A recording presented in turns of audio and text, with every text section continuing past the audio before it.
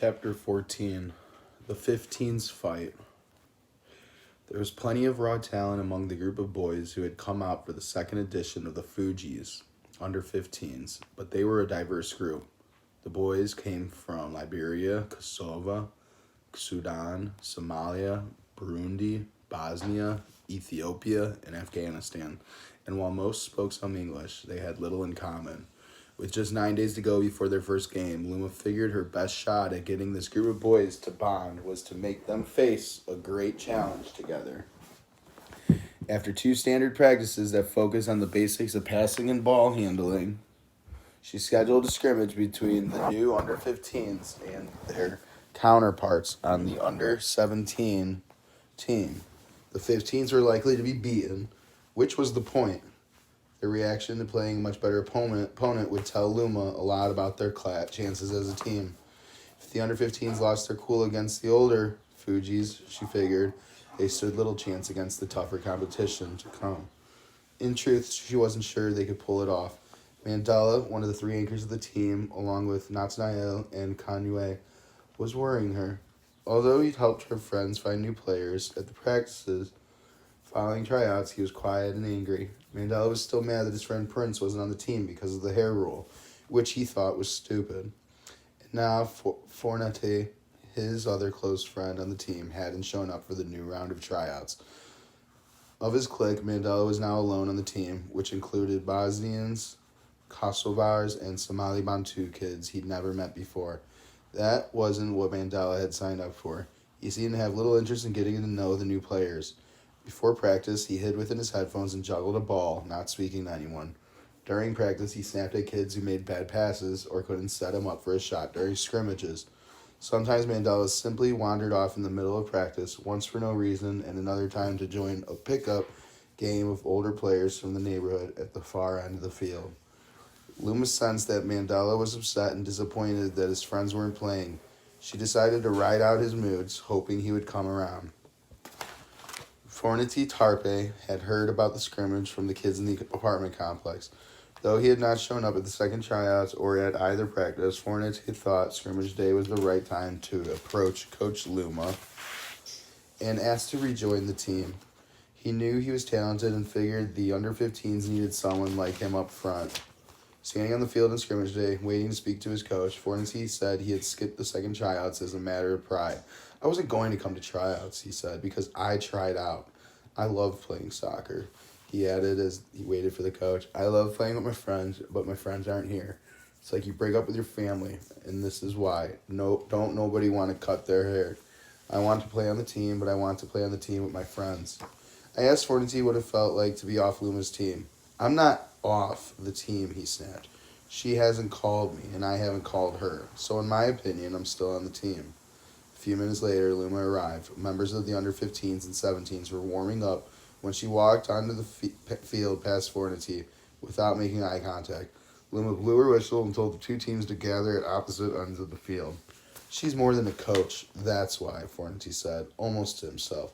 She's a great person. I'm going to go over there and tell her that's my team. Fornette hesitated. I asked him if he was nervous about talking to Coach. He laughed anxiously, then composed himself. Nah, I'm not nervous, he said. A moment later, Fornette made his way toward Luma. She was standing in the huddle of under 15 players, assigning them their positions. Fornette tried to blend into the group as if he expected to get a position. Fornette, Luna said, when she saw him. Go away. Fornette was startled. He froze as the other players turned to look at him. Coach, can I talk to you after? He asked.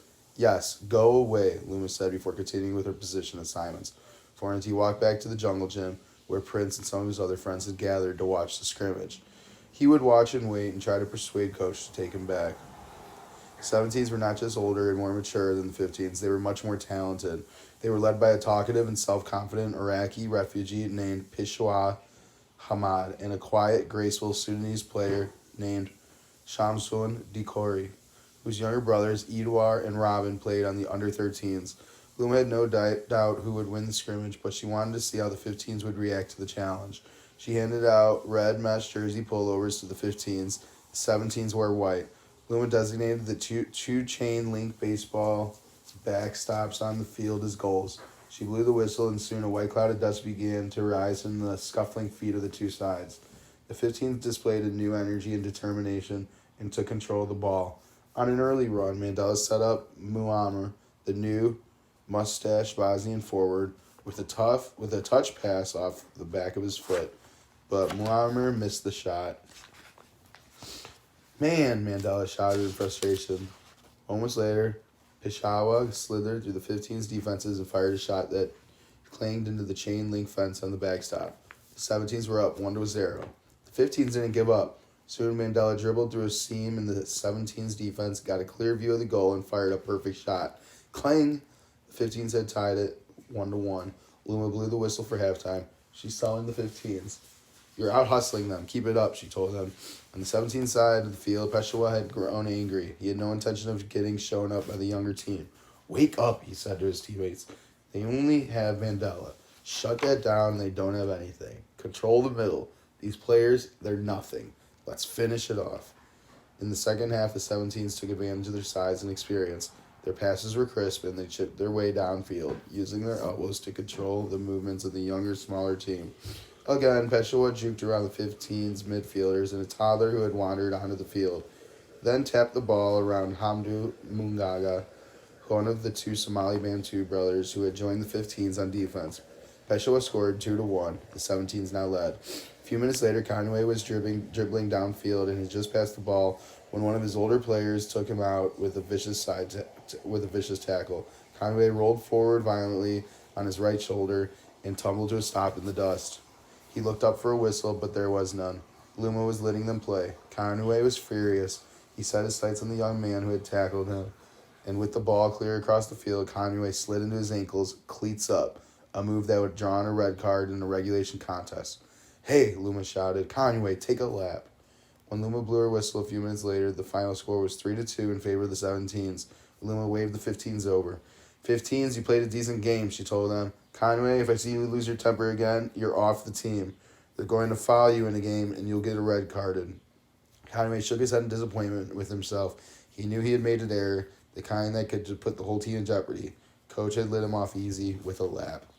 After practice, Luma had concerns. Conway's outburst had been troubling, and she wasn't happy with Mandela was lashing out with his new teammates when they made mistakes. But the 15's effort had been impressive. They hadn't quit when they fell behind. They wanted to win. There was one more order of business before Luma could wrap up her day. She had agreed to hear out Forniti's case for why he ought to be allowed back on the team. Luma turned and looked toward the jungle gym where Forniti had been watching the scrimmage with Prince and the others, but the boys were no longer there. At some point during the scrimmage, they walked off and, in Forniti's case, away from the team for good. Luma gathered the soccer balls into a mesh sack, which she slung over her shoulder and carried toward her car. The parking lot was teeming with young men who had come to hang around the basketball court, some of whom were drinking. She kept her head down and walked straight to her Beetle. She opened the hatchback and heaved the sack of balls into the back seat. Truth be told, she was growing tired of the whole scene at Indian Creek, the chaos on the field, as well as the menacing crowd in the parking lot. There was a safer place for the Fugees to play, Armistead Field and Milan Park. Besides offering the luxury of grass, Armistead Field was set away from the flow of pedestrians in and out of apartment complexes. The field was in a hollow surrounded by a chain link fence. Clarkson police cars frequently patrolled the park. The thought that such a perfect field was sitting unused made Luma angry. She resolved to do something about it. The next day, Luma got in her yellow Volkswagen and drove to City Hall to ask Mayor Swanee to let the Fugees use the field. Swanee was in his office when Luma arrived and agreed to speak with her. She spoke calmly. She didn't want the mayor to get upset. Luma pointed out that her program kept kids off the streets after school, at no cost to the city. It was exactly the sort of program, she argued, that Clarkson should support. The field in Milan Park was completely unused. It seemed little to ask that the Fugees be allowed to practice there 4 days a week. Lee Swanee took it all in. Her appeal put him in a tough spot.